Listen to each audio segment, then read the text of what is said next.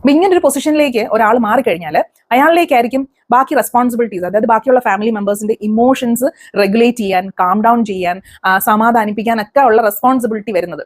Like ഇപ്പം അച്ഛൻ വഴക്ക് പറഞ്ഞു, കുട്ടി കരയാണ്, അവരെ സമാധാനിപ്പിക്കുന്നതാവട്ടെ, അല്ലെ ഇൻലോസുമായിട്ടുള്ള ഒരു പ്രശ്നമുണ്ടെങ്കിൽ അത് ഒന്ന് ആ മിസ്അണ്ടർസ്റ്റാൻഡിങ് എല്ലാം ഒന്ന് സെറ്റ് ആക്കുന്നതാവട്ടെ, അല്ലെങ്കിൽ അങ്ങനെയുള്ള ഒത്തിരി കാര്യങ്ങൾ ഈ ഒരു ആളാണത് പ്രോസസ്സ് ചെയ്യുന്നത്. അയാള് സ്വന്തമായിട്ട് ഏറ്റെടുത്ത്, അല്ലെങ്കിൽ അയാളെ സംബന്ധിക്കുന്ന കാര്യം അല്ലെങ്കിൽ പോലും ഈ ഒരു സ്ത്രീയാണ് അത് ഏറ്റെടുത്ത് കാര്യങ്ങൾ റെഗുലേറ്റ് ചെയ്യാനും, അല്ലെങ്കിൽ എല്ലാം ഒന്ന് എല്ലാവരും സമാധാനമായിട്ട് പോകാൻ വേണ്ടിയിട്ട് ഒരാളാണ് അതിന്റെ റെസ്പോൺസിബിലിറ്റി എടുക്കുന്നത്.